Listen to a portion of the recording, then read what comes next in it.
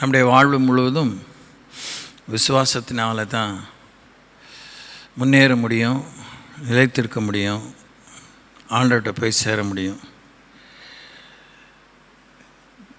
இயேசுக்குள்ளே மறுபடியும் பிறந்த காலத்திலிருந்து பல விஷயங்கள் நமக்கு பழக்கமாயிடுச்சு, பரிச்சயம் ஆயிடுச்சு, அறிமுகம் ஆயிடுச்சு, பழக்கமாயிடுச்சு. ஆனால் அதில் பல்லு விழுந்த பாட்டி தாத்தாவை போல் இருக்குது. இன்று கூட நாம் இந்த ஆராய்ச்சி தொடருக்கு யோசித்து கொண்டே இருந்தேன். சில பாடல்களை கேட்டேன். விசுவாசம் முக்கியம், விசுவாசம் நமக்கு என்னன்னு தெரியுதுன்னு நினைக்கிறோம். அப்படியே தெரிஞ்ச அளவுக்கு கூட விசுவாசம் மதிக்கப்படுகிறதா, மதிப்புள்ளதாக இருக்கிறதா அப்படிங்கிறதும் கேள்வியாக இருக்குது. இப்போ நான் சொல்கிறதெல்லாம் நீங்கள் எப்பொழுதும் சொல்கிறது போல் சீர்தூக்கி பார்க்கணும். நம்முடைய அம்மா அப்பாவை நம்ம ஒரு காலம் வரைக்கும் தான் மதிக்கிறோம். அதான் நான் சொல்கிறத நீங்கள் நல்லா சரியாக யோசித்து பார்க்கணும். அவங்கள அவமதிக்கிறோங்கிறது உண்மை தான், அவங்கள அவமதிக்கலை என்பதும் உண்மை தான், அவங்கள மதிக்கிறதாக அவங்கள அவமதிக்கிறோங்கிறது உண்மை தான். ஒரு ஏஜ் ஆஃப் டிபெண்டன்சி வரைக்கும், அவங்களே சார்ந்து வாழணுங்கிற ஒரு நிர்பந்தமான வயது வரைக்கும் நம்முடைய மரியாதை, நம்முடைய மதிப்பு, அவர்கள் மேல் வைத்திருக்கிற மதிப்பு, அவர்களுக்கு நாம் பயப்படும் பயம், அதெல்லாம் நல்லாவே இருந்திருக்கு. அந்த வயதிலும் மீறுகிறவர்களை பற்றி நாம் இப்போ யோசிக்கலை. ஆனால் after the age of dependency is over, நாம் தான் அப்படி நினச்சிக்கிறோம். இந்த வயசுக்கு மேலெலாம் அம்மா அப்பாவுக்கு நம்ம ஒன்றும் கடமைப்பட்டவங்க கிடையாது, கணக்கு கொடுக்க வேண்டியது கிடையாது, அவங்க சொன்னதெல்லாம் கேட்கணும் தலையெழுத்து இல்லை. நமக்குன்னு அறிவு இருக்குது, நமக்குன்னு திறமை இருக்குது, நமக்குன்னு படிப்பு இருக்குது. So we can handle our life அப்படின்னு நாம் விதவுட் பெர்மிஷன் சராசரியான அளவுக்கு அதிகமாகவே அனுமதி கேட்டு பெறாமல் நாமே சுதந்திர பறவைகளாக இருக்க ஆரம்பித்து விடுகிறோம். அந்த காலத்தில் அந்த பிகினிங் ஆஃப் டைம்லேருந்து நம்ம என்ன ஏஜ் வரைக்கும் நம்ம வாழ்ந்து முடிக்கிறோமோ, அம்மா அப்பாவை நம்ம அப்படி அன்னையும் பிதாவும் முன்னேறி தெய்வம்னு சொல்லி நம்ம தூக்கி பிடிச்சி மதித்து வாழ்கிறதில்ல. அதனால் அவங்கள போட்டு நம்ம கீழே போட்டு மிதிக்கிறோம் அப்படின்னு சொல்கிறதுக்கும் இல்லை.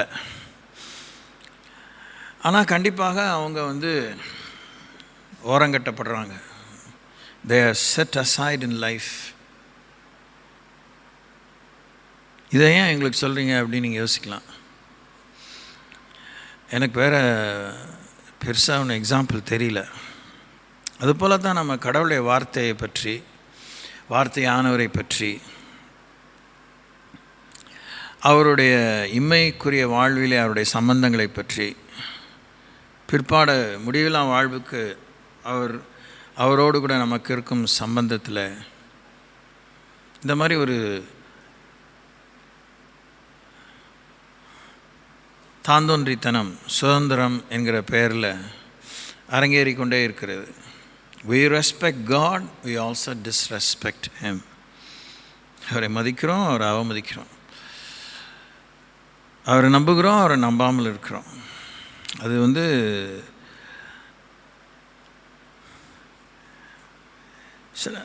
அதான் சொன்னேன். அவங்கள நம்ம மூஞ்சில் அரைஞ்ச மாதிரி சில நேரத்தில் நடந்துக்காமல் இருக்கிறதே ஒரு பெரிய மரியாதைக்குரிய விஷயம் நம்ம நினைக்கிறோம். இனிமேல்லாம் நீங்கள் என்கிட்ட இதெல்லாம் சொல்லவே வேண்டாம், எனக்கு தெரியும். நீங்கள் இருக்க வேண்டிய இடத்துல இருங்க, போடுற சாப்பாடை, கொடுக்குற சாப்பாடை தின்னுட்டு அமைதியாக இருங்க அப்படின்னு சொல்கிறது உண்டு. அதை கொஞ்சம் கராராக சொல்லாமல் ரொம்ப பவ்யமாக கூட, ஏம்மா ஏன்பா அப்படிங்கிற மாதிரிலாம் சொல்லிவிட்டு, என்ன சொல்கிற வாயை மூடிட்டுருங்க அப்படின்னு மரட்டுத்தனமாக சொல்லாமல் சொல்கிறோம். இப்போது கடவுளுடைய வார்த்தை, கடவுளுடைய காரியங்களிலே நிலைத்திருக்கும் விஷயத்தில் ஒரு second I will like to stand on my own Lex, the other second I will like to depend on you அப்படின்னு சொல்கிற மாதிரி ஒரு கணம் நான் உங்களை அப்படியே பிடிச்சி தொங்கிட்டு இருக்கேன், இன்னொரு கணம் என்னை விட்டுடுங்க, நானே நிற்கிறதுக்கு எனக்கு தெரியும், இல்லை பரவாயில்ல நட்டமோ லாபமோ நான் பார்த்துக்கிறேன் அப்படின்னு நம்ம வாழ்கிறோம். கடவுளுக்கு எல்லாமே தெரியுது பாருங்கள்.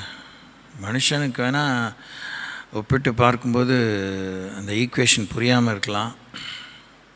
God understands our intentions. சரி, ஜெபிப்போம். உண்மையிலே நிலைத்திருக்கும் இந்த பேர் உண்மையை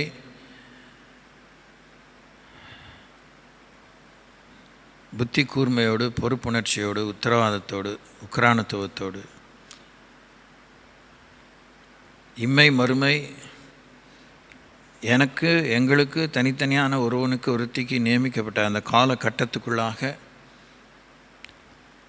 பற்றி கொண்டு வாழ்ந்து நிலை பெற்று நிலை தோங்கி உம்மோடு நீடித்து வாழும் அனுகூலத்தில் பங்கடைய இந்த தியானம் எங்களுக்கு ஏதாவது விதத்தில் கண்டிப்பான விடுதலைக்கு எதுவாக, ஸ்திரத்தன்மைக்கு எதுவாக உதவியாக அமையும்படி மறுபடியும் நாங்கள் ஜெபிக்கிறோம். இயேசு நாமத்தில் பிதாவே, ஆமேன். ஓகே, லாஸ்ட் டைம் நம்ம ஃபர்ஸ்ட் ஜான் சாப்டர் 2 verse 6 இருந்தோம். 1 யோவான் 2:6 அவருக்குள் நிலைத்திருக்கிறேன் என்று சொல்லுகிறவன் அவர் நடந்தபடியே தானும் நடக்க வேண்டும்.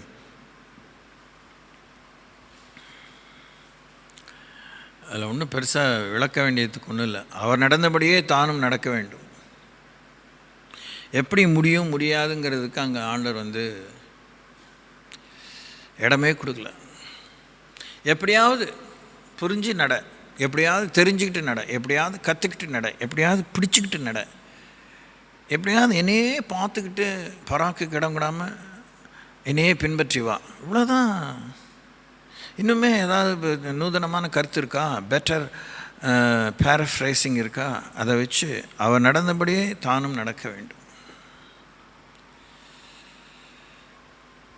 விஷயம் நம்ம எப்படிலாம் நம்ம வாழ்க்கையில் புறையோடி போயிடுச்சுன்னா, அவங்களாம் இப்படி நடக்கிறாங்களா, அவங்களாம் நடக்கிறலாம் அவங்கள நீங்கள் ஏற்றுக்கலையா, அவங்களுக்கெல்லாம் நல்லது நடக்கலையா அப்படின்னு மறைமுகமாகவும் பகிரங்கமாகவும் தனிப்பட்ட விதத்திலும் ஒரு குழு அளவிலே 2 பேர் அல்லது 3 பேரான குழு, இல்லை ஸ்மாலர் ஒரு லார்ஜர் குரூப், அந்த மாப் சைக்காலஜி, மாப் திங்கிங் இருக்குது. அதனால் என்ன ஆகிடுது, ஏன் ஆதாம் காலத்துலேருந்து விடுங்க, அது கொஞ்சம் நேரம் இந்த ஆபிரகாம் காலத்துன்னு எடுத்துக்கோம், அதுக்குள்ளே பெரிய பிரச்சனைலாம் ஆகிடுச்சு. அப்புறம் எவ்ரிதிங் காட் செட்டில் டவுன். அப்புறம் ஆபிரகாம் காலத்திலேருந்து ஒரு பெரிய டேர்ன், பெரிய திருப்பத்தை சாமி உலக சரித்திரத்தில் கொண்டு வந்தார். ஓகே, ஃப்ரம் தென் ஆன் எத்தனையோ பேர் வாழ்ந்தாங்க, மரித்தாங்க, நின்னாங்க, சரிஞ்சு விழுந்தாங்க, சொதப்புனாங்க, சாதனையாக நின்னாங்க, சாதனையை படைத்தாங்க. காரியம் என்னன்னா, இவங்களை யாரையும் தேவன் நமக்கு முன்மாதிரியாக வைக்கல, எச்சரிப்பாக வைத்தார், படிப்பினையாக வைத்தார். முன்மாதிரி வேறு, படிப்பினை வேறு, எச்சரிப்பை வேறு. 1 கொரிந்தியர் 10 அதை பற்றி வாசிக்கிறோம். ரொம்ப டீட்டெயிலாக அந்த 1ஆம் வசனத்துலேருந்து கிட்டத்தட்ட ஒரு 5 to 6 வேர்சஸில் சொல்கிறார். மோசே காலத்தில் வாழ்ந்தவங்க எப்படிலாம் இருந்தாங்க, என்னெல்லாம் அவங்களுக்குலாம் நடந்துச்சு.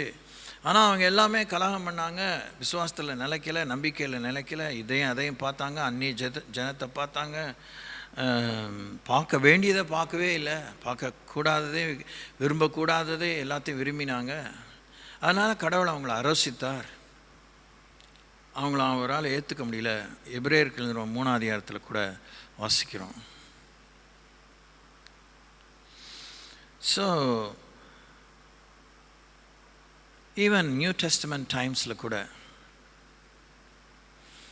அதில் கொஞ்சம் எல்லாரும் யாருமே என்ன சொல்லுது பெசகி போகலை. Nobody went away, breached the track. திசை மாறி அந்த பந்தய சாலை மாறி எந்த ஒரு பரிசுத்தவானும் வாழலை. குறிப்பாக அப்போஸ்தலர்கள். பவுல் தான் நிறைய நிருபங்கள் எழுதியிருக்கார். யாக்கோப் அப்படி நடக்கலை, யோவான் அப்படி நடக்கலை, பேதுரு அப்படி நடக்கலை. நற்செய்தியாளர்கள் மத்தேயு, மார்க், லூக்கா, யோவான் அப்படி நடக்கலை. ஸோ அவர்களை கொண்டு தான் இந்த வேதத்தை எழுதி முடிச்சிருக்காரு. அதுதான் நமக்கு அரணான கோட்டை. அப்போ நம்ம கவனம் சிதறாமல், நம்ம மதிலை தாண்டி குதிக்காமல், செவுத்தை தாண்டி போகாமல், அந்த காவலுக்குள்ளாகவே கடவுளுடைய வார்த்தையை நாம் தியானிக்கணும். இந்த நிருபங்களை எழுதினவர்களுக்கு வைட் ரேஞ்ச் ஆஃப் எக்ஸ்பீரியன்ஸஸ் ஆண்டவர் கொடுத்தார். பெருவாரியான பல ஜாதி ஜனத்தோடு, கிட்டத்தட்ட 17 நேஷன் பீப்புள், நேஷ்னல்ஸ் அந்த பரிசுத்தானை ஊற்றப்படும் போதே 17 தேசங்களிலிருந்து மக்கள் அன்னைக்கு பெந்தகோஸ்து நாளில் கூடி வந்தாங்க. அந்த ஜனங்க இருந்த அந்த சின்ன ஆசியாவில் தான் ஊழியங்கள் ரொம்ப பெருவாரியாக பெருகிச்சு. அதுக்கப்புறம் ஆஃப்டர் சம் டைம் அது ஐரோப்பா கண்டத்துக்கும், ஆசியாவில் இந்தியாவுக்கு யார் நம்ம தோமா வரத்துக்கும், இப்படி பல தேசங்களுக்கு ஓரிருவர் செல்வதற்குமாக காரியம் நிகழ்ந்தது. இது நமக்கு தேவை. அவரை நிலச்சிருக்கிறதுக்கு அவரை தான் பார்க்க நம்ம தவறிட்டே இருக்கோம். அவர் மேலே ஆசைன்னு சொல்கிறோம், கொள்ள ஆசைன்னு சொல்கிறோம், என்னென்னமோ சொல்கிறோம், இஷ்டம் போல் சொல்கிறோம், கணக்கு வழக்கலாமல் சொல்கிறோம். ஆனால் கவனம் அது எனக்கு புரியல. நீங்கள் புரிஞ்சிட்டா ரொம்ப சந்தோஷம். அவர் மேலே இவ்வளோ பாசம் நேசன்னு சொல்லிட்டு கூட அவர்களை நிலைத்திருப்பதுங்கிறது நமக்கு ஒரு பெரிய சவாலாக தான் இருக்குது. எப்படின்னா, என்னதான் நமக்கு பிடிச்ச ஒரு சாப்பாடை செஞ்சால் கூட தொட்டுக்கிறதுக்குங்கிற வச்சுக்கிறதுல இந்த கன்வென்ஷனலாக பேசிக்குவாங்க. இங்கெல்லாம் நம்ம நடத்தும்போது பிரியாணிக்கு இது தான் ஒத்துப்போகும், குஸ்காவுக்கு இது தான் ஒத்துப்போகும், மரக்கறி சாப்பாட்டுக்கு இது தான் லாயக்கு, ஏன் மரக்கறி சாப்பாட்டில் போய் இதை வைக்கிறீங்க, அதை போய் அதில் வைக்கிறீங்க, இப்படிலாம் சொல்கிறதெல்லாம் நீங்கள் சராசரியாக கேட்டிருப்பீங்க. அதனால் இதெல்லாம் இப்படி தான் சாப்பிட்ணும், அப்படிலாம் சாப்பிட்ணும் இல்லை. ஆனாலும் அந்த ஊறுகாய் இருந்தால் கொஞ்சம் நல்லா இருந்திருக்கும், இல்லை அந்த தொகையில் கொஞ்சம் இருந்தால் நல்லா இருந்திருக்கும். விருந்து அப்படின்னு சொல்லும்போது எதையுமே வைக்கலாம். இல்லைன்னா அதுலேயுமே அந்த விருந்து ரகங்கள் இருக்குது, அதில் இன்னென்னதை வைக்கணுங்கிற ப்ரோட்டோக்கால் இருக்குது. இப்படி இதிலெல்லாம் நம்ம கவனம் செலுத்துகிற நம்ம கர்த்தராகிய இயேசுவினிடத்தில் நிலைச்சிருக்கிறதுக்கு நமக்கு தடுமாற்றத்துக்கு மேலே தடுமாற்றம், தவிப்புக்கு மேலே தவிப்பு, பராக்குக்கு மேலே பராக்கு. எது எதோடு ஒத்துப்போகாதோ அதெல்லாம் ஒத்துப்போகணும் அப்படின்னு நினைக்கிறோம். இன்னொன்று பார்த்துருக்கீங்களா? துக்கமாக இருக்கும். அது உங்களுக்கு எப்படியோ தெரியாது. அது பெரிய விருந்தோ சின்ன விருந்தோ இல்லை, சாதாரண ஒரு வீட்டில் ஒருத்தர் யாராவது கூப்பிட்டாங்க சாப்பாட்டுக்கு அப்படின்னா கூட மரியாதை நிமித்தம் ஓரளவுக்கு எல்லாத்தையும் சாப்பிடுவோம். இல்லைன்னா ரொம்ப டீசெண்டாக இதெல்லாம் எனக்கு ஒத்துக்காதுங்க, சேராதுங்க அப்படின்னு சொல்லிட்டு ஒதுக்கிடுவோம். அதில் உண்மையும் இருக்கலாம், பொய்யும் இருக்கலாம். அதை விட இன்னும் பேஜார் என்னென்னா, ஹோட்டலுக்கு போயிடுவோம், ஆசைப்பட்டு ஆர்டர் பண்ணிடுவோம். அவனுமே பிரமாதமாக செய்கிறவங்களும் உண்டு, செய்யாதவங்களும் உண்டு. ஆயில் வைக்க முடியலன்னா அப்படியே வச்சுட்டு வந்துடுவோம். இதெல்லாம் நம்ம கவனிக்கணும். இதெல்லாம் அல்பமான ஒரு எக்ஸாம்பிளாக இருக்கலாம். ஆனால் கிறிஸ்துவிலே நிலைத்திருப்பதற்கு we find many excuses not to abide in him.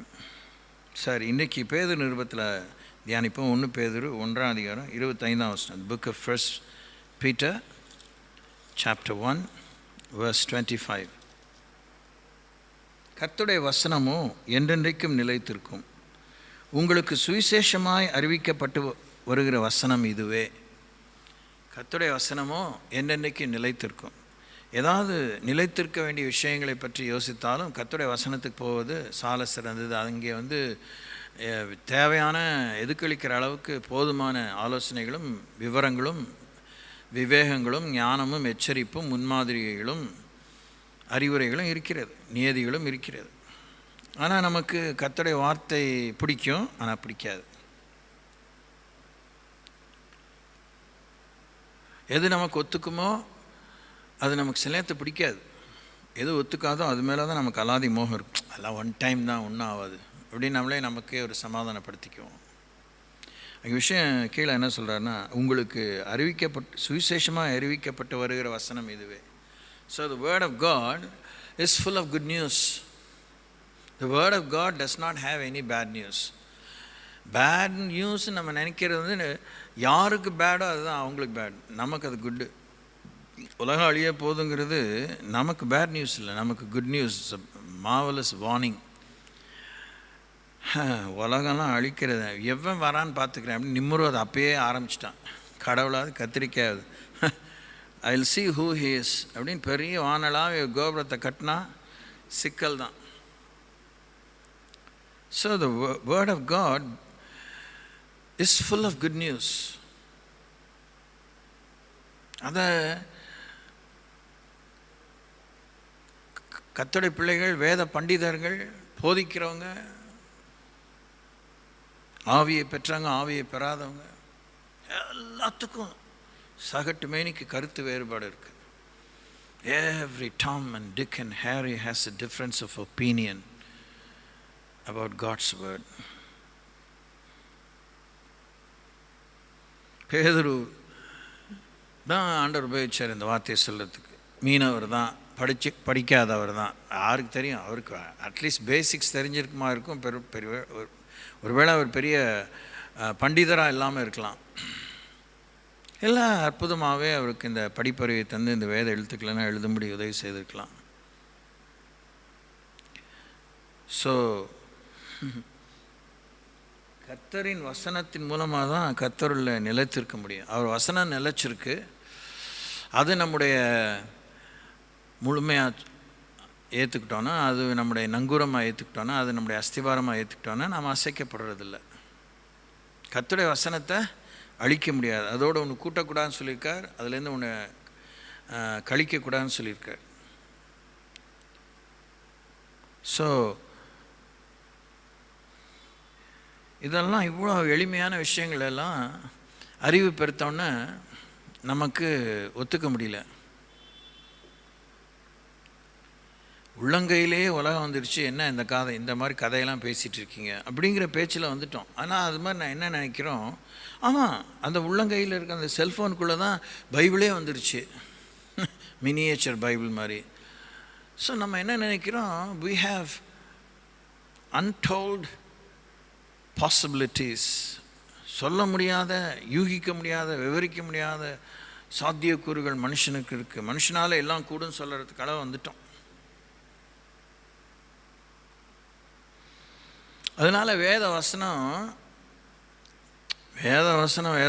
தான், அது ஓகே தான், அதனால அதுவே எல்லாம் சொல்லாதீங்க. எப்படி?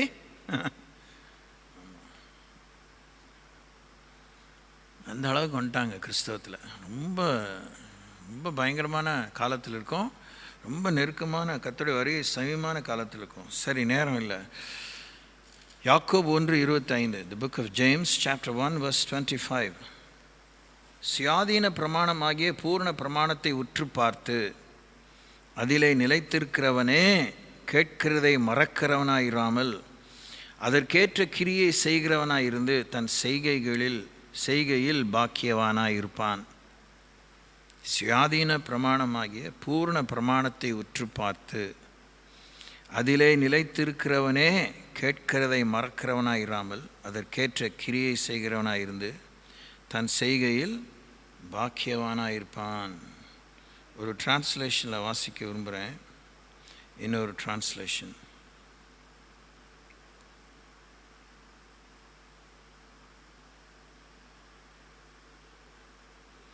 முழுமையான தேவனுடைய சட்டத்தை ஆழமாக ஆராய்ந்து கேட்டு மறந்து விடுகிறவனாக இல்லாமல் தொடர்ந்து அதை படித்து அதன்படி நடக்கிறவன் தான் செய்வதில் உண்மையில் ஆசீர்வதிக்கப்பட்டவனாக இருக்கிறான். தேவனுடைய சட்டம் மக்களை விடுதலை அடைய செய்கிறது. முழுமையான தேவனுடைய சட்டத்தை ஆழமாக ஆராய்ந்து கேட்டு மறந்து விடுகிறவனாக இல்லாமல் தொடர்ந்து அதை படித்து அதன்படி நடக்கிறவன் தான் செய்வதில் உண்மையில் ஆசீர்வதிக்கப்பட்டவனாக இருக்கிறான். அதன்படி நடக்கிறவன் தான் செய்வதில் உண்மையில் ஆசீர்வதிக்கப்பட்டவனாக இருக்கிறான். தேவனுடைய சட்டம் மக்களை விடுதலை அடைய செய்கிறது.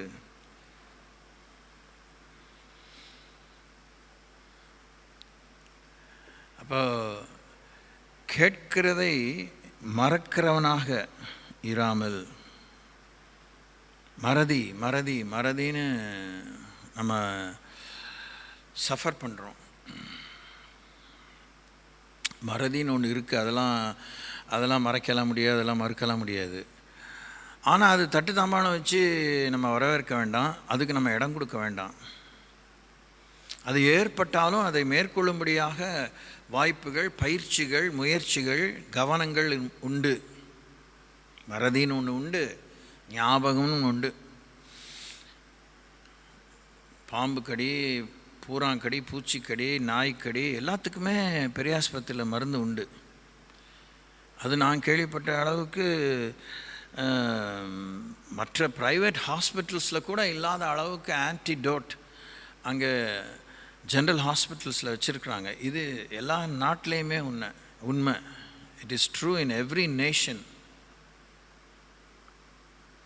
அதை பற்றி எனக்கு ரொம்ப டீட்டெயிலாக தெரியாது, அதனால் மற்ற ப்ரைவேட் ஹாஸ்பிட்டல்ஸில் இல்லைன்னு என்னால் சொல்ல முடியாது. ஆனால் இந்த அளவுக்கு, ஆனால் இங்கே போனால் கண்டிப்பாக அந்த நேரத்துக்குள்ளே அந்த ப்ரோட்டோக்கால்குள்ளே போய் சேர்ந்தோன்னா கண்டிப்பாக பேஷண்ட் வந்து விடுவிக்கப்பட முடியும், பாதுகாக்கப்பட முடியும், உயிரிழப்பை தடுத்து நிறுத்த முடியும், பயங்கரமான பக்க விளைவை தடுத்து நிறுத்த முடியும். சரி, அது ஒரு பொது அறிவுக்கு அடுத்த குறிப்பு.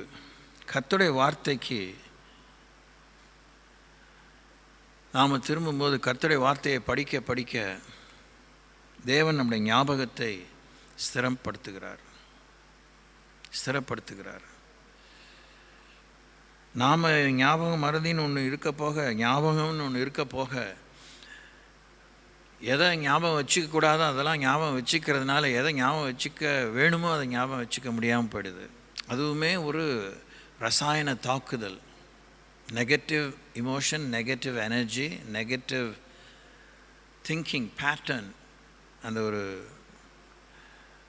ஒரு வடிவமாக யோசிப்பது, ஒரு டிசைனாக,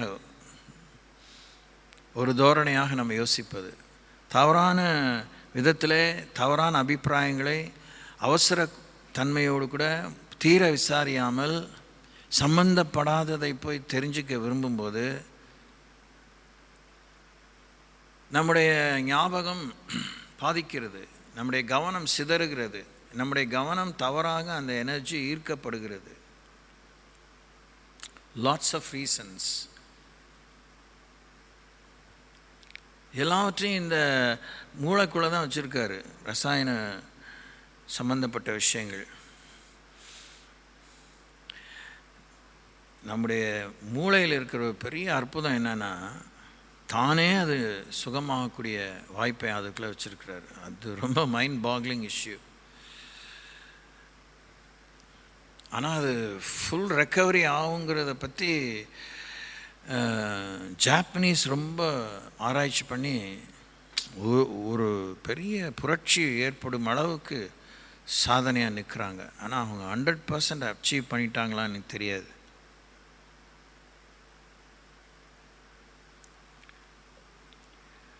சமீப காலத்தில் எனக்கு ஒரு கடிந்து கொள்ளுதல்னு சொல்லலாம், இல்லை சீர்திருத்தம், ஒரு சரியான அதாவது கராரான ஒரு போதனை, வலியுறுத்தல் மூலமாக தேவன் எனக்கு அவரோட வார்த்தையை தியானிக்கும்போது சொல்லிகிட்டே தான் இருக்கார், சொல்லி கொடுத்துட்டே தான் இருக்கார்.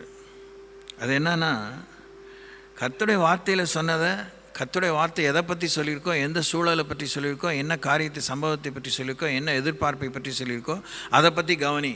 அதோடு கூட உலக சம்பந்தமான எல்லாத்தையும் உள்ளே கொண்டு வந்து இது கொஞ்சம் அது கொஞ்சம்னு ஒரு அவியல் மாதிரி போட்டு என் வார்த்தையினுடைய மகத்துவத்தை நீர்த்து போக செய்யாதே.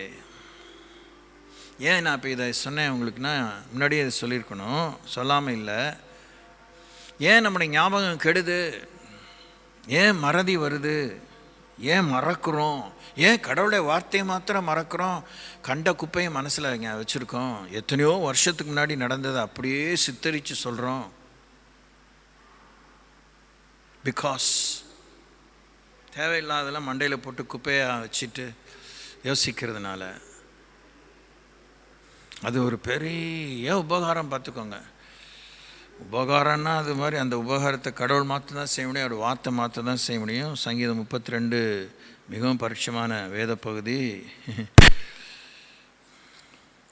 என்ன வாசிக்கிறோம் அதில்? எவனுடைய மீறுதல் மன்னிக்கப்பட்டதோ, எவனுடைய பாவம் மூடப்பட்டதோ அவன் பாக்கியவான்.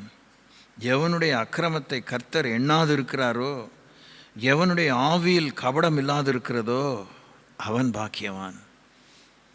இதை மாத்திரம் இன்றைக்கி உட்காந்து உட்காந்து உட்காந்து அவ்வளோ நம்ம யோசிக்கலாம், அவ்வளோ விஷயம் இருக்குது.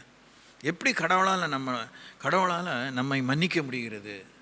நம்முடைய அல்பமான குறையானாலும் அபாரமான குறையானாலும் அவரால் எப்படி மன்னிக்க முடிகிறது? மாத்திரம் இல்லை, எப்படி மறக்க முடியுது? அந்த பாவத்தை நீ செஞ்சியா? Is that true? I don't have any memory. அதை பற்றி எனக்கு ஞாபகமே இல்லையே. எப்படி நான் எழுதியே வச்சுட்டார் இல்லைங்களா? 103ஆம் சங்கீதத்தில் அது தன்னுடைய முதுகுக்கு பின்னாடி தூக்கி போட்டார். கிழக்குக்கும் மேற்குக்கும் எவ்வளோ தூரமோ அவ்வளோ தூரம் அகற்றி போட்டார். கடலின் ஆழத்தில் அமிழ்த்தி போட்டார்னு சொல்லப்பட்டு, கடவுளே இதை செய்ய வேண்டியதாக இருந்தால் நம்ம ஏன் செய்யாமல் இருக்கோம்?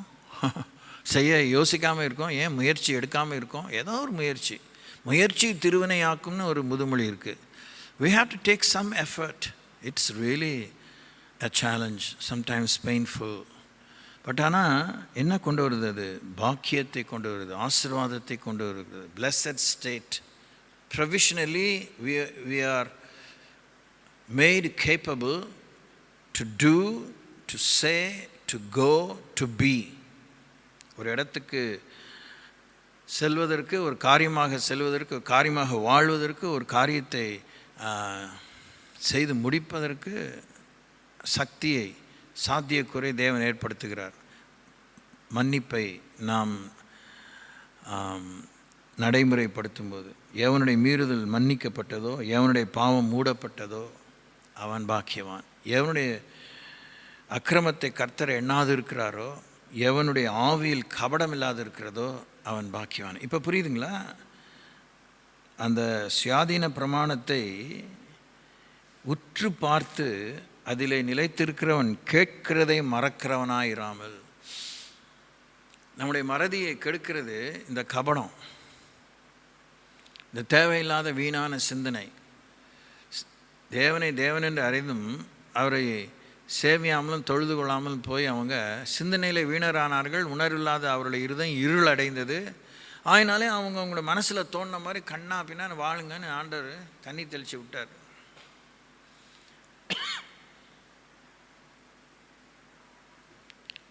ஒரு டிரான்ஸ்லேஷன் அதான் சொல்லப்பட்டிருக்கு.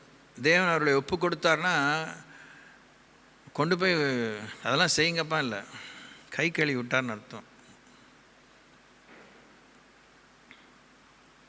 So God does not take responsibility. அதுவும் ஒரு பெரிய உண்மை பாருங்கள்.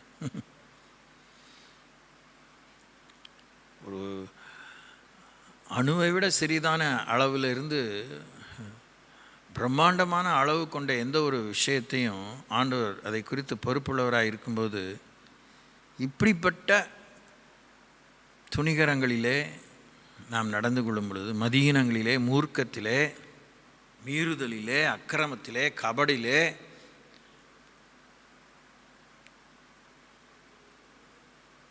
பாவத்தை அறிக்கை பண்ணி விட்டுவிடாமல் இருந்தால், மன்னிக்காமல் இருந்தால், தேவன் நம்மை கை கழுவி விடுகிறார். He lets us go.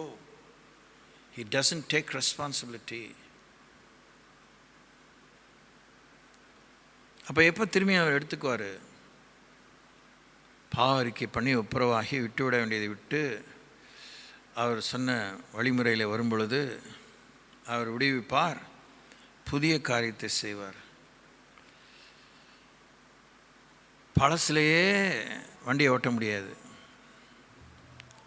பழசுலேயே வண்டி ஓட்ட முடியாது. பழைய சோறின் மகத்துவங்கள், பழைய சோறின் சுகங்கள், அதில் இருக்க சுகாதார விஷயங்கள்னு வீடியோ போடுறான். எப்படி இருக்கும்?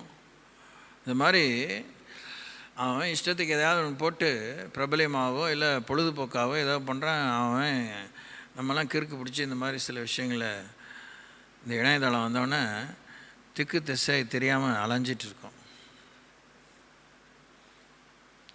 நேரடியாகவே சுகமான ஆகாரங்கள் இருக்க போக, காய்கறிகள் இருக்க போக, மாம்சங்கள் இருக்க போக, we are bothered about that which will destroy our health. நூதனமான சுவை, மறக்க முடியாத சுவை அப்படின்னு நினச்சி போய் 7 சுவை, அறுசுவைன்னு தான் சொல்லியிருக்கோம். 7 சுவைன்னு ஒரு ரெஸ்டாரண்ட் வச்சுருக்கான். ஒரு தடவை போயிருக்கேன் ரொம்ப வருஷத்துக்கு முன்னாடி. வாயில் வைக்க சைக்கிள் போ. இன்னொருத்தன் 8வது சுவைன்னு ஆரம்பிப்பான். ஒருத்தன் அம்மி கல்லுமா, ஒருத்தன் ஆட்டு கல்லுமா. என்ன தேவைப்படி நம்ம தலையில் கல்லாக போட்டுருவானுங்க. கர்த்தருடைய வார்த்தை நமக்கு சுகத்தை கொடுக்கிறது. Praise the Lord. What a scripture. சுயாதீன பிரமாணமாகிய பூர்ண பிரமாணத்தை உற்று பார்த்து அதிலே நிலைத்திருக்கிறவனே கேட்கிறதை மறக்கிறவனாய் இல்லாமல் அதற்கேற்ற கிரியை செய்கிறவனாயிருந்து தன் செய்கையில் பாக்கியவானாயிருப்பான். So matching up a word with actions. மேட்சிங்காக தான் ட்ரெஸ் போட்டுக்கிறோம். குறிப்பாக பெண்கள் அதில் மாற்றுக்கிறதுக்கு இடம் இல்லாமல் அது எப்போல்லாம் வந்துச்சோ அந்த அந்த அந்த பேட்டர்ன் வந்துச்சோ அப்போலேருந்தே அதை தான் நீங்கள் வேர்ல்டு வைடாக பின்பற்றுறீங்க. ஆண்களும் இப்போ அந்த மாதிரி கிளம்பிட்டாங்க. அதை பற்றி நம்ம விமர்சனம் ஒன்றும் இல்லை. ஆனால் வாழ்க்கையில் மாத்திரம் நம்ம சொல்லுக்கும் செயலுக்கும் ஏட்டிக்கு போட்டியாக இருக்குது, முரண்பாடாக இருக்குது. அதனால் நாம் நம்முடைய அறிமுகத்தை இழக்கிறோம். we lose our identity. வேஷக்காரிங்கிற பேர் நாமே தெரியாமல் தெரிஞ்சும் பாசாங்க நம்ம மேலே அப்பிக்கிறோம், வச்சுக்கிறோம். So let's be delivered. Oh God. 13வது எபிரேயர் 13ஆம் அதிகாரம் 1ஆம் வசனம். சகோதர சிநேகம் நிலைத்திருக்க கடவுது. சகோதர சிநேகம் நிலைத்திருக்க கடவுது. சொல்லுங்க, சொல்லுங்க, சத்தமே இல்லை. சகோதர சிநேகம் நிலைத்திருக்க கடவுது.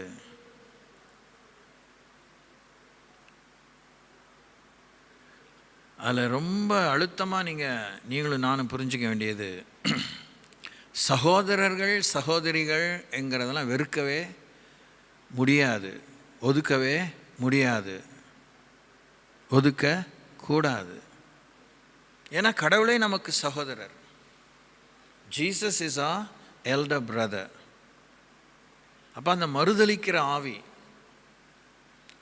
சகோதரத்துவம் என்பது, சகோதர ஸ்நேகம் என்பது கூட பிறந்தவங்களாக இருந்தால் தான் சகோதரர்கள் அப்படி நம்ம கருத்தை வலியுறுத்தி யோசிக்கக்கூடாது.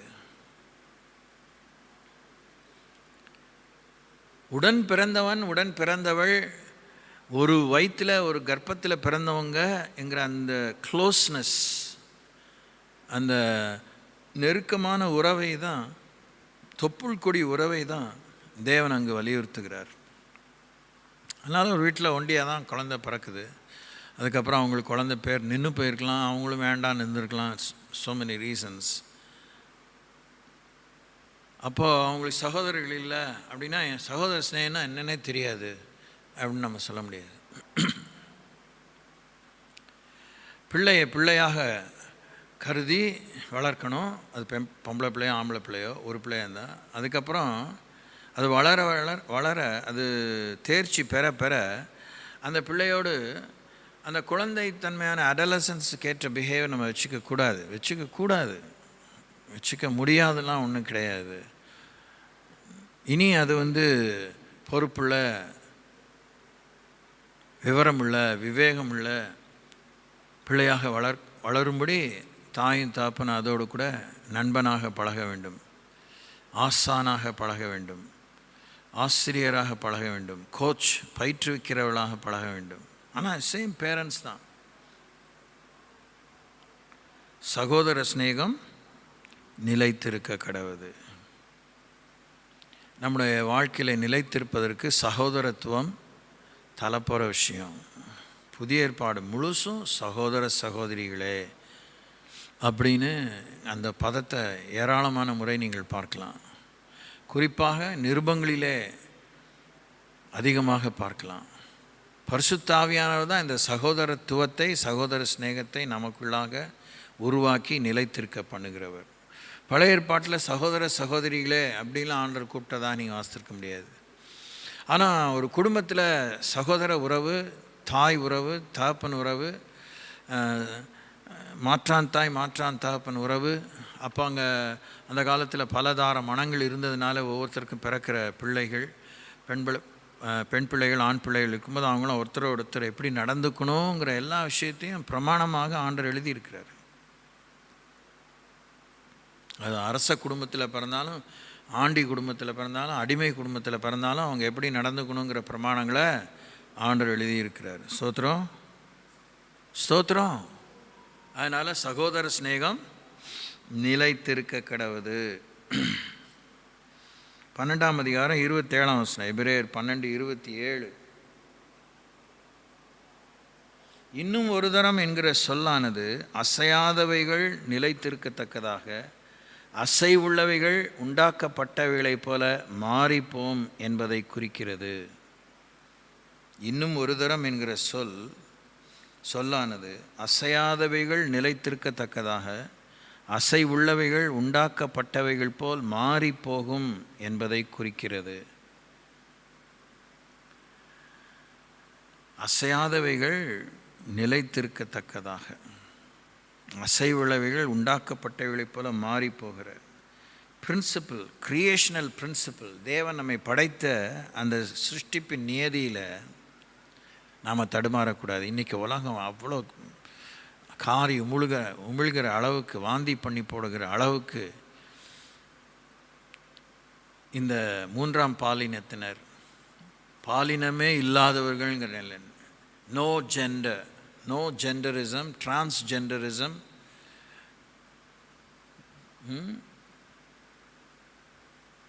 அப்படிங்கலாம் போயிட்டுருக்கு.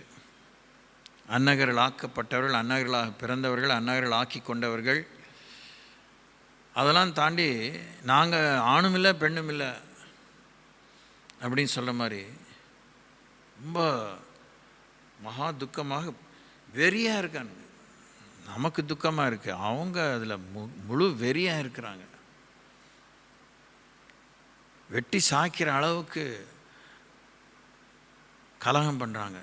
அமெரிக்க ஐக்கிய நாடுலாம் ஒருத்தர் சொல்கிறார், ஒருத்தரில் 2-3 பேர் சொல்கிறாங்க, அவங்க ஊரில் ரொம்ப பிரபலமான கர்த்தரை ஊழியர்கள், 2025க்குள்ளே அமெரிக்காவில் சொல்ல முடியாத ஒரு பெரிய பாதிப்பு, அந்த சமுதாயம் ஒரு பெரிய ஆபத்தான சம்பவத்தை சந்திக்க நேரிடும் என்று எச்சரிக்கிறாங்க. அந்த அளவுக்கு அங்கே அன்ரூலினஸ், ஒரு ஒழுக்கக்கேடு, ஒரு சட்டம் மீறுதல், உடைமைகளை சேதப்படுத்துதல், தாங்களே சேதப்படுத்திக்கிறது, அடுத்தவனை சேதப்படுத்துறது, நீ எப்படி நல்லா இருக்கலாம் அப்படிங்கிற மாதிரி. இது இந்த ஒட்டுவாரொட்டி நோயை போல் எல்லா பக்கமும் அதை பரப்புகிறாங்க. எல்லா பக்கத்துலேயும் இந்த ஹோல் நேஷன் அப்படி தான் இருக்குன்னு நம்ம சொல்ல முடியாது. ஏன் நல்லவங்களே இல்லையா இப்படிலாம் ஏதாவது ஆர்குமெண்ட் பண்ணிகிட்டு இருப்போம். ஆனால் இந்த கொரோனா தொற்று நோயை போல் அவங்களுடைய அந்த கலகத்தை, அந்த களங்கத்தை, அந்த கசப்பை எல்லா பக்கம் விதைக்கிறாங்க. பிகாஸ் அவங்களால தங்களே ஏற்றுக்க முடியல. அந்த அளவுக்கு மூர்க்கமாக மீறி அதனுடைய நட்டத்தை ஒத்துக்கவும் முடியாமல், ஏற்றுக்கவும் முடியாமல், வாழ முடியாமல், சாக முடியாமல் இருக்கிறவங்க தேசத்தில் கலகத்தையும் கொலைபாதகத்தையும் ரத்தம் சிந்துதலையும் மீறுதலையும் சட்ட மீறுதலையும் விதைத்து கொண்டே இருக்கிறார்கள். துரோகிகள் கையிலே, துராக்கிரமர்கள் கையிலே அவர்கள் பகடைக்காயாக இருக்கிறார்கள். தீவிரவாதிகள் கையிலே political terrorist, religious terrorist, financial terrorist, mafias அவங்க கையில் அவங்க கைக்கூலியாக போயிடுறாங்க. இளைய சமுதாயம் தான் அழிக்கப்பட்டு கொண்டே இருக்கிறது. இந்திய சமுதாயத்தை அழிச்சிட்டு இருக்காங்க. ஒவ்வொரு நாட்டிலையும் தான் நடக்குது. எல்லா நாட்டிலையும் போதை வஸ்துக்களுக்கு சும்மா ஊர் அறிய 4-5 கேஸை பிடிச்சி பயங்கரமாக அவங்கள தண்டிச்சாங்க. அப்படியாக்கும் இப்படியாக்கும் தான் வேஷம் போடுறாங்க. ஆனால் திரை மறைவிலே ஏராளமான பொல்லாத போதை வஸ்துக்களை வயசு வித்தியாசம் இல்லாமல், ஆண்கள் பெண்கள் வித்தியாசம் இல்லாமல், சிறுவர்கள் சிறுமியர்கள் வித்தியாசம் இல்லாமல் எல்லாருக்கும் வழங்கி ஊசி மூலமாக, சின்ன சின்ன ஸ்னிப்ஸ் மூலமாக மக்களை அழித்து கொண்டே இருக்கிறாங்க. ஆயுள் சக்கரத்தை கொளுத்தி கொண்டே இருக்கிறாங்க. ஆதி முதல் மனுஷ கொலைபாதகனான சாத்தானுடைய கேட்டின் மகனுடைய அந்தி கிறிஸ்துவின் ஆவி தலை விரித்து ஆடுகிறது. அசையாதவைகள்லாம் நிலைத்திருக்கத்தக்கதாக அசை விளைவுகள் உண்டாக்கப்பட்டவைகளைப் போல மாறிப்போகும் என்பதை குறிக்கிறது. மறுரூபம் தேவை. அழியாமை, அழிவுள்ளது அழியாமையும் சாவுக்கு ஏதுவானது சாவாமையும் தரித்து கொள்ள, அடைந்து அனுபவித்து கொள்ள உதவியாக அமைவது கர்த்தருடைய வாழ்வழிக்கு வார்த்தை மாத்திரம்தான். கர்த்தரா இயேசு கிறிஸ்துவின் உயிர்த்தெழுதலின் வல்லமை மாத்திரம்தான். பரிசுத்தாவினுடைய செயல் மாத்திரம்தான். மற்ற எல்லாம் உலகத்தில் டெஸ்ட்ரக்டிவ் ஃபோர்ஸஸாக தான் இருக்குது. அழிக்கிற வல்லமை பொருந்தியதாக, அழிக்கிற திட்டங்கள் உடையதாக, அழிக்கிற ஆலோசனைகள் உடையதாக இருக்கிறது.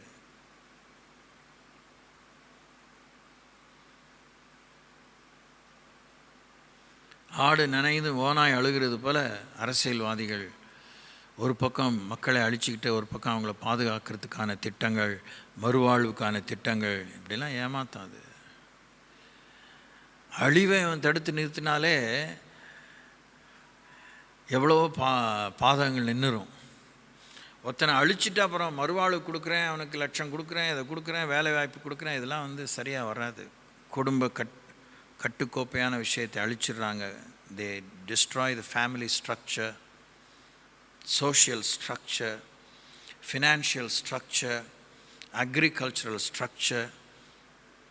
நம்மை சுற்றி தேவன் ஆதியாமத்தில் எழுப்பி தந்த எல்லா சுகாதாரமான முழு வாழ்வுக்கான, பரிபூர்ண வாழ்வுக்கான, வாழ்வாதாரத்துக்கான எல்லாத்தையும் கெடுத்து குட்டிச்சேவராக்கிட்டு ஒரு மாய பிம்பத்தை உண்டாக்கி இது மூலமாக அவனுக்கு மறுவாழ்வு இருக்குது, இது மூலமாக அவனுக்கு சௌகரியம் இருக்குது, ஆறுதல் இருக்குதுன்னு சொல்கிறதெல்லாம் ரொம்ப துரோகம், பச்சை துரோகம், சாத்தானுடைய கிரியை தான்.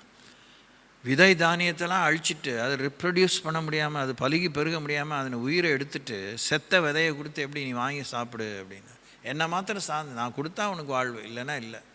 அதான் மேட்டர். அதுதான் அந்த அப்படியே கொஞ்சம் கொஞ்சம் கொஞ்சம் கொஞ்சம் கொஞ்சமாக ஒரு சரியான வேகத்தில் அந்த அந்தி கிறிஸ்துவின் முத்திரையை உலகம் மக்கள் தரித்து கொள்ள முடியாத நெருக்கத்துக்கு கொண்டு போயிட்டே இருக்காங்க. பிடிச்சி தள்ளிகிட்டே போகிறாங்க. அந்த முத்திரையை வாங்காமல் யாராலும் வாங்க முடியாது, விற்க முடியாது, வாழ முடியாது, சாக முடியாது, ஒன்றும் பண்ண முடியாது. அந்த நிர்பந்தத்துக்கு கொண்டு போயிட்டுருக்காங்க. கர்த்தருடைய வார்த்தையிலே நிலைத்திருக்க தேவன் நமக்கு பெரிய உதவி செய்வாராக.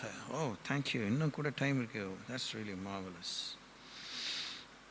எபிரேயர் 7:24. The book of Hebrews chapter 7 verse 24.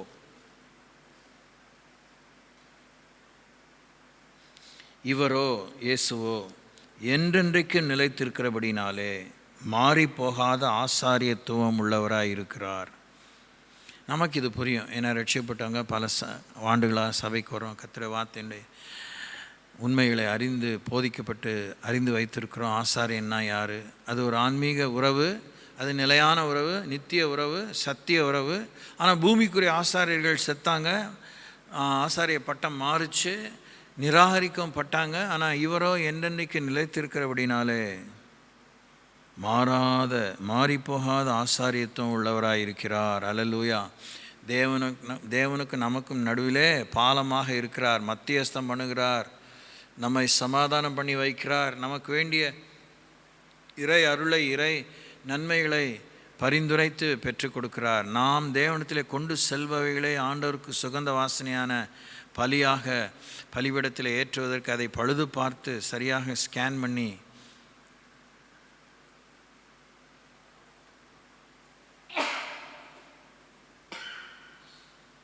அதை செய்கிறார்.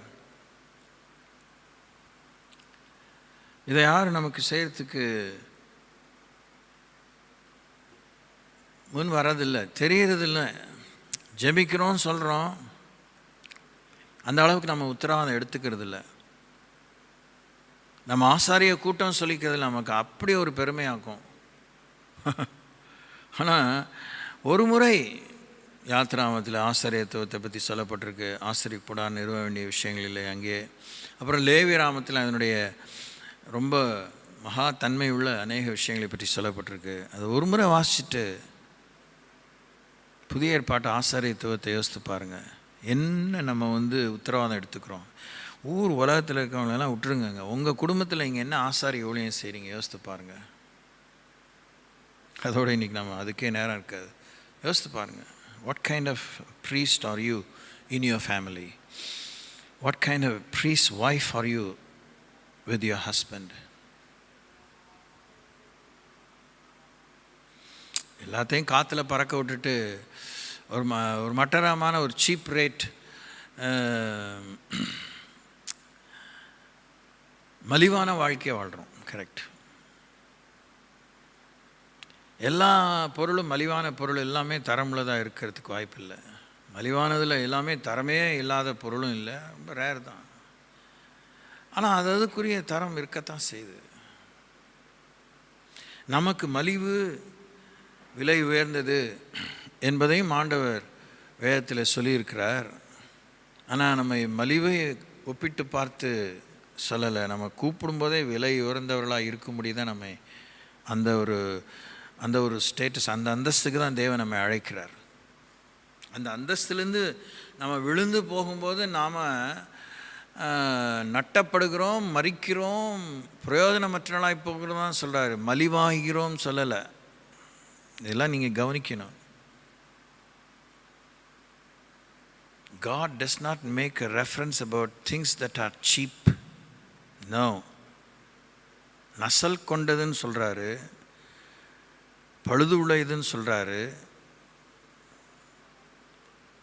எலும்பு முறிந்ததுன்னு சொல்கிறாரு, அங்க வீணம்னு சொல்கிறாரு. இப்படி பல விஷயங்களை சொல்கிறாரு. ஆனால் எதையும் அவர் மலிவானதுன்னு சொல்லலை.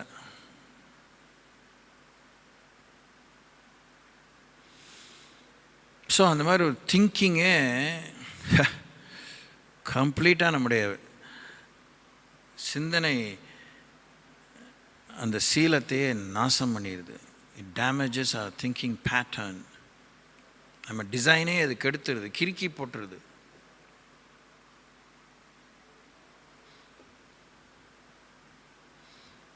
நம்ம ரொம்ப சில நேரத்தில் பீத்திக்குவோம், ரொம்ப மலிவாக சூப்பராக ஆகிட்டான்ட்டேன்னு.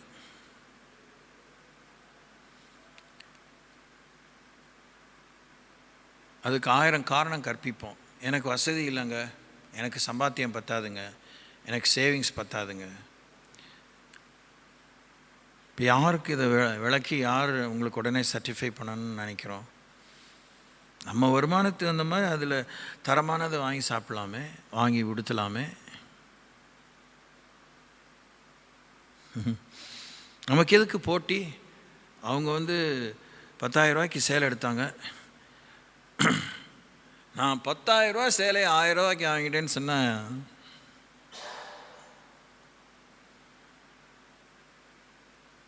எனக்கு தெரியல என்ன சொல்லுதுன்னு. ரோல்டு கோல்டு, அதான் கவரிங்கில் ரோல்டு கோல்டு, போலி நகைகள், அதை மாட்டிட்டு அது இத்தனை சவரன் நீங்கள் சொன்னால் சொல்லிக்கிட்டே இருக்க வேண்டியதுதான். கலப்படமுள்ள நகை கண்டிப்பாக சரீரத்தை பாதிக்குது. அதால் நமக்கு எந்த விதமான உபயோகம் இல்லை. போக போக அது தானே சேதம் அடைந்து விடுகிறது. சேதாரம் கூலின்னு ஒன்று அவன் தனியாக ஒரு ரேஞ்சில் ஒரு என்னென்னமோ பண்ணிகிட்ருக்கான் வியாபாரத்துக்கு. இது வியாபாரத்துக்கே வராது. It doesn't come to the market at all. So you have made yourself to be of no value.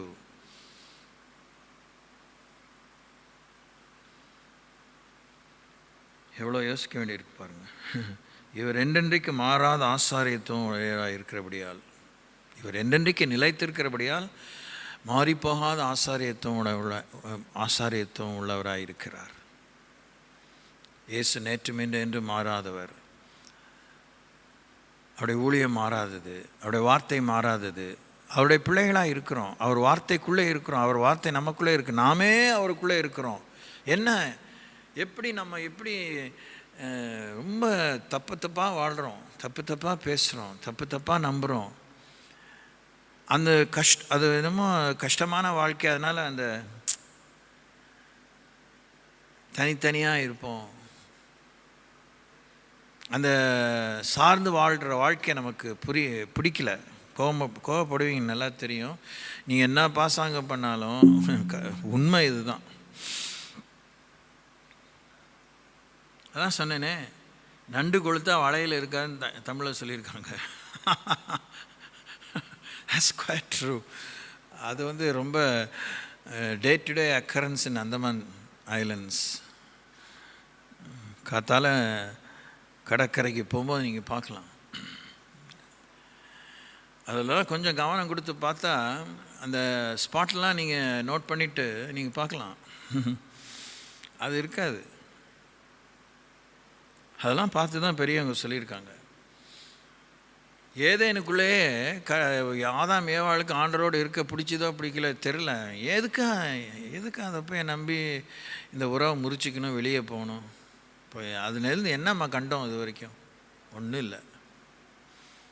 கர்த்தரை சார்ந்து வாழ்கிறது நம்ம வேணால் அதை இப்படி அப்படின்னு சூப்பராக விவரணையை கொடுக்கலாம்.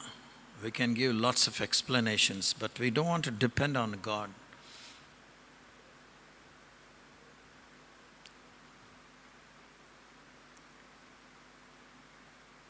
அவர் என்றென்றைக்கு உயிரோடு இருக்கிறவரானபடியால், என்றென்றைக்கு நிலைத்திருக்கிறாரானபடியால், இதையும் சொல்கிறார்ல அதே அதிகாரத்தில். அவர் என்றென்றைக்கும் எப்பொழுதும் உயிரோடு இருக்கிறவராகையால் அவர்களை முற்றுமுடிய ரட்சிக்க வல்லவராக அடுத்த வசனத்திலே சொல்கிறார். மேலும் தமது மூலமாய் தேவனிடத்திலே சேர்கிறவர்களுக்காக வேண்டுதல் செய்யும்படிக்கு அவர் எப்பொழுதும் உயிரோடு இருக்கிறவராகையால் அவர்களை முற்றுமுடிய ரட்சிக்க வல்லமையுள்ளவருமாய் இருக்கிறார். இதெல்லாம் எவ்வளோ பெரிய ப்ரொவிஷனல் ஸ்டேட்மெண்ட். இந்த ஸ்டேட்மெண்ட்டை எந்த ஒரு வல்லரசை சேர்ந்த அதிகாரியும் கொடுக்கவே முடியாது. டாக்டர் ஏபிஜே அப்துல் கலாம் அவர் ஒரு மாதிரி தினசான ஆள். அது அந்த பர்சனல் லைஃப்பில் நம்ம போண்டாம். பப்ளிக் லைஃப்பில் மக்கள் ஜனாதிபதின்னு பேர் வாங்கிட்டார், பீப்புள்ஸ் பிரசிடெண்ட். ஆமாம், அப்படி பல விஷயங்களில் அவர்கிட்ட தன்மையும் மேன்மையுமான ப்ராக்டிக்கலான எல்லாரும் விரும்பி செயல்படக்கூடிய அபிவிருத்தி திட்டங்கள், மறுரூப நேஷ்னல் ரெனசன்ஸ் பாலிசிஸ்லாம் அவருக்கு இருந்தது. Educational policies, defence policies, financial policies, social structure, India 2020 எப்படி இருக்கணுங்கிற தரிசனம். ஆனால் அவர் உயிரோடு இருக்கலையே. அவர் நேச்சுரலாக செத்தாரோ என்ன பண்ணாங்க தெரில. What ever it is, man is temporal. ஆனால் தேவன் என்னைக்கு உயிரோடு இருக்கிறார். அவரை நம்மளால் குண்டு கட்டாக நம்ப முடியலையே. இது என்றைக்கு சாத்தியக்கூறாகும்? எந்த சபையிலும் சரி, எல்லா சபையிலும் இப்படி தான் பேசாதீங்க. இப்படி பேசி எல்லா சபையும் ஒரு மாதிரி தான் இருக்குது. அதுதான் வாழ்க்கை, அதுதான் கடவுள் அங்கீகரிக்கிறா, அப்படி தான் அப்படின்னு நாம் தான் நினச்சிக்கிறோம்.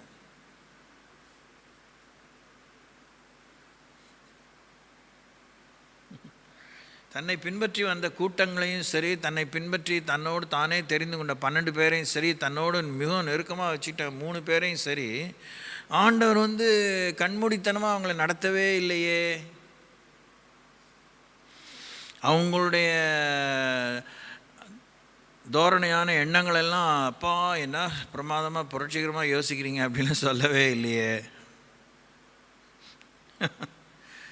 நறுக்க வேண்டிய இடத்துல நறுக்குனாரு, கொட்ட வேண்டிய இடத்துல கொட்டினார், அணைக்க வேண்டிய இடத்துல அணைத்து கொண்டார்,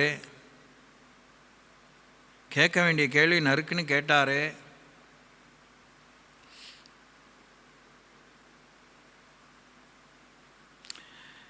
ரொம்ப சில நேரத்தில் என்ன வார்த்தையை சொல்கிறது, தப்பான வார்த்தையை சொல்லிடக்கூடாது.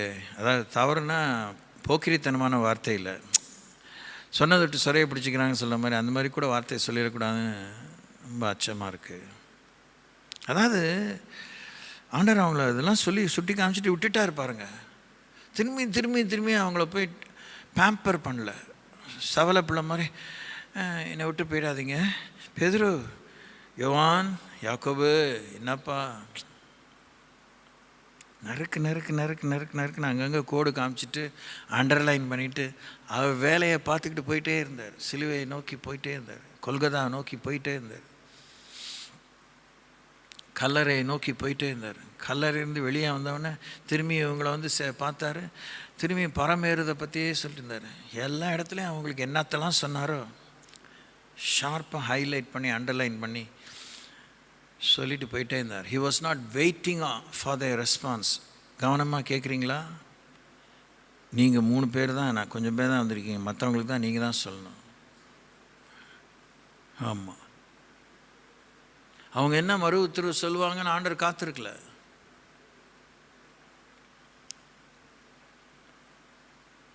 ஒரு முறை ஆண்டவர் கதவெல்லாம் பூட்டி இருக்கும்போது தோமா இருக்கும்போது வந்தார்,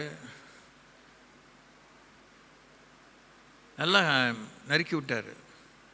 என் ஆண்டவனே என் தேவனேன்னு. போதும் போதும் போதும், இந்த கோஷம் இந்த ஸ்லோகம்லாம் போதும், நீ அவிசுவாசி ஆயிராமல் விசுவாசி ஆயிரு. சூப்பர் கொட்டு. தேள் கொட்டினது கூட வலி போயிடும், காலம் முழுசு நமக்கு கடுக்குது இன்னைய வரைக்கும். நீ அவிசுவாசி ஆயிராமல் விசுவாசி ஆயிரு. கண்டு விசுவாசிப்பவனை காணாமல் விசுவாசிப்பவனே பாக்கியவான். பார்த்தீங்களே, God did not change it. கேளுங்க, உங்கள் வளர்ச்சி இவ்வளோதானா, உங்களால் இவ்வளோதான் முடியும் உட்காந்துடாதீங்க. அப்புறம் கடவுளால் எல்லாம் முடியும் சொல்லக்கூடாது. நம்ம விசுவாசிக்கிறனால எல்லாம் முடியும் சொல்லக்கூடாது, பொய் சாட்சி சொல்லக்கூடாது, பொய் ஸ்லோகம் பண்ணக்கூடாது. என்னாலாம் முடியாது, எங்கள் பிதாக்களை இப்போல்லாம் நான் உத்தமில்லைன்னு கரண்டுக்கெலாம் முடியாது. நம்ம ஒவ்வொரு தலையிலையும் பிறக்காத இருக்க பிள்ளைக்கே 1.25 லட்சம் கடனாக இருக்குங்கிறான். ஏறக்குறைய 2 லட்சம் கடன். இந்திய குடிமகன் ஒவ்வொருத்த மேலும் பிறக்காத பிள்ளை மேலேயே, பிறக்க போகிற பிள்ளை மேலேயே 2 லட்சம் கடன். நம்மளை கடங்காரங்களும் ஆண்டர் வைக்கல, அவர் ரத்தத்தை கொடுத்து நம்ம எல்லாம் சொந்தமாக்கிட்டார். நான் எனக்குலாம் ஒன்றும் தெரியாது, நான்லாம் ஒன்றும் இல்லை, ஒதுங்கிக்கலாம் முடியாது. எப்படி சௌரியம்? கொத்தடிமைங்கிறது என்ன அர்த்தம்? கொள்ளு தாத்தா பட்ட கடனை கொள்ளு பேரும் கட்டி ஆகணும். அவர் போயிட்டார் மண்ணுக்கு. நம்மளை ஆண்டவர் அடிமையாக்கிக்கல, சொந்தமாக்கிக்கிட்டார். சொந்தமாக்கி நம்மளை விடுதலை பண்ணியிருக்காரு. நம்ம விடுதலை துஷ்பிரயோகம் பண்ணாமல் இருப்போம். ஸ்தோத்திரம். சத்தமே இல்லை. ஸ்தோத்திரம். செபிப்போம்.